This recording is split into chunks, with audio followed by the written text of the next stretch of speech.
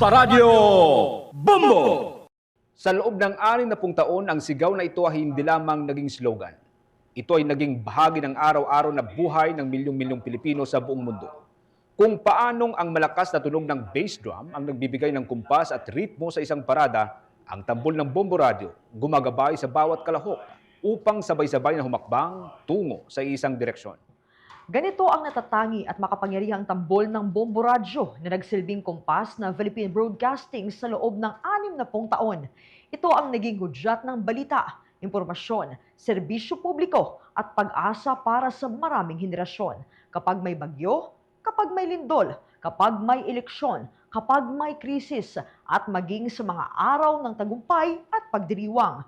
Naroon ang Bombo Radio Philippines, hindi lamang bilang tagapaghatid ng balita, kundi bilang kasama ng bawat Pilipino. Ngayong Hulyo 6, 2026, ipinagdiriwang ng Bombo Radio Philippines ang isang makasaysayang yugto, ang ika-60 anibersaryo bilang pinakamatatag, pinakapinagkakatiwalaan at the #1 radio network in the country na nagsimula ang lahat ng ito noong Hulyo 6, 1966 sa pamamagitan ni Don Marcelino Florete Sr., ang visionary founder ng Bombo Radio Philippines, at sa masugid na pamamalakad ni Dr. Rogelio M. Florete, ang kasalukuyang chairman ng Bombo Radio Philippines sa ilalim ng Florete Group of Companies, mas lalong lumago at lumawak at umunlad ang Bombo Radio Philippines. Sa pamumuno ni Dr. Rogelio M. Florete, mula sa simpleng layunin na maghatid ng tama, mabilis at mapagkakatiwalaang impormasyon, isinilang ang isang institusyong mag-iiwan ng malalim na marka sa kasaysayan ng Philippine Broadcasting. Sa kasalukuyan, ang Bombo Radio Philippines ay pinamumunuan ni na Dr. Rogelio M. Florete, Chairman, at Margaret Truth C. Florete, President and Chief Executive Officer. Sa ilalim ng pamumuno ni Dr. Rogelio M. Florete, higit pang lumawak ang saklaw at impluensya ng Bombo Radio Philippines mula Luzon hanggang Visayas at Mindanao. Umaabot ngayon ang Bombo Radio sa pamamagitan ng 32 malalakas at ganap na digitalized na AM at FM stations sa 25 pangunahing lugar sa buong bansa. But beyond numbers and technology, the true strength of Bombo Radio Philippines lies in the trust it has earned from generations of Filipinos. Trust built through truthful reporting. Trust earned through committed public service. Trust strengthened through decades of standing with the people. Ngunit ang Bombo Radio ay higit pa sa isang broadcasting network. Ito ay katuwang sa paghubog ng mas matatag na pamayanan at mas maunlad na bansa. Sa bawat sakuna, ito ang unang nagdadala ng nagbaabagang balita at impormasyon. Sa bawat pangangailangan, ito ang unang tumutugon. Sa bawat pagkakataon upang makatulong, naroon ang Bombo Radio. Sa pamamagitan ng Bombo Medico, libo-libong Pilipino ang nabigyan ng libreng serbisyong medikal, dental at optikal. Mga serbisyong nagbigay ginhawa at pag-asa sa maraming pamilyang nangangailangan. Sa pamamagitan naman ng dugong bombo, maraming buhay ang naligtas at nabigyan ng panibagong pagkakataon dahil sa kabutihang loob at kusang loob na pagdodonate ng dugo ng ating mga kababayan, mga kabombo at ka-Star Nation. At sa pamamagitan ng Bombo Music Festival, nabigyan ng entablado ang mga Pilipinong kompositor upang maipamalas ang kanilang talent, maitaguyod ang original Filipino music at maibahagi ang kanilang mga natatanging likha. These programs demonstrate that Bombo Radio's mission extends far beyond delivering news and information. It is about touching lives, uplifting communities, and creating meaningful positive change. Hindi rin matatawaran ang mga pagkilala na tanggap ng Bombo Radio Philippines sa loob ng 6 na dekada.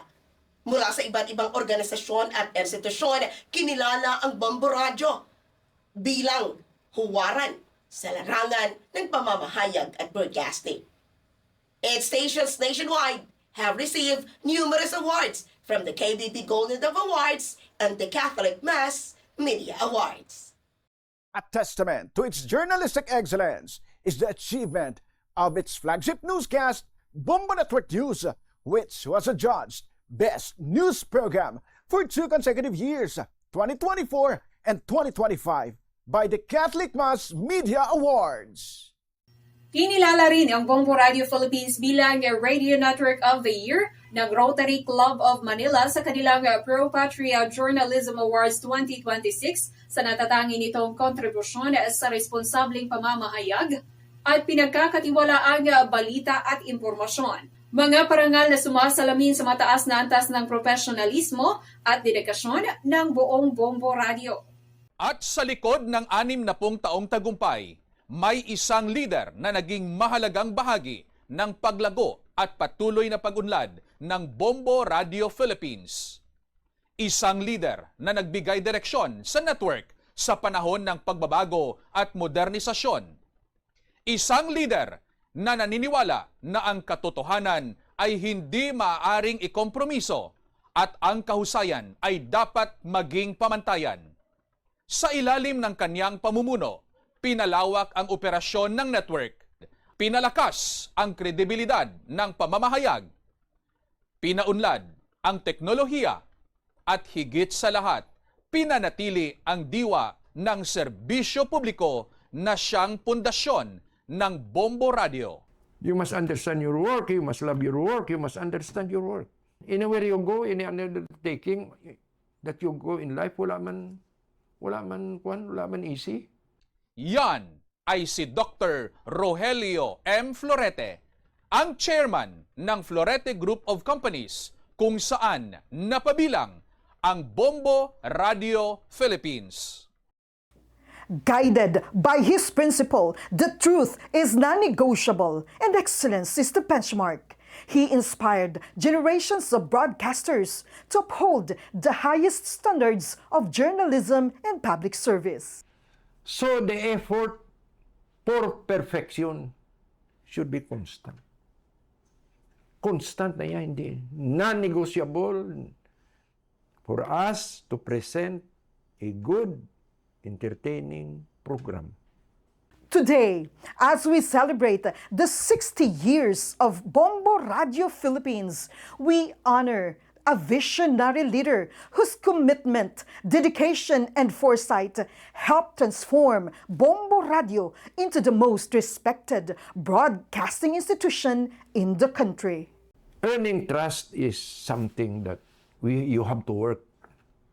And work 24 hours daily. Because like this impeachment, this giving away of bags of money to certain politicians. No?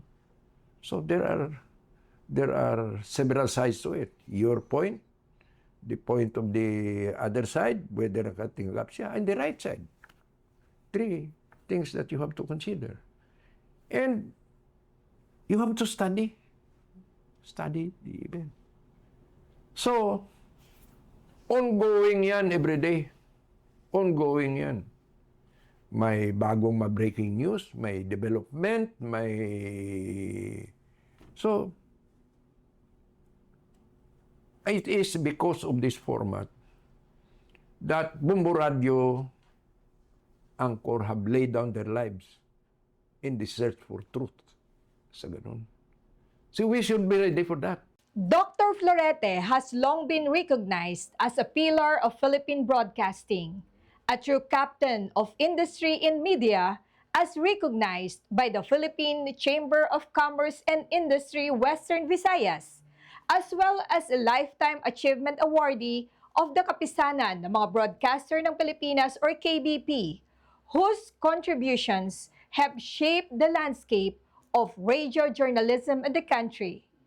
Among the many honors bestowed upon him are the Ninoy Aquino Award for Nationalism, the Dungog Sang Iloilo Award in the field of business, the Golden Salakot Award 2012, the Diamond Lifetime Achievement Award for Mass Media, and recognition as a business icon in the Visayas by the Philippine Chamber of Commerce and Industry or PCCI Visayas Chapter.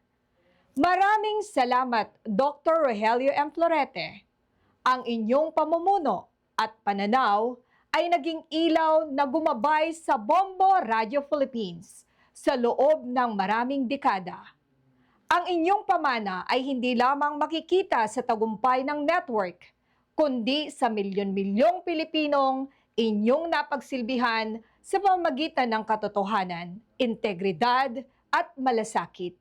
Ika-60 taon, 60 taon ng paglilingkod.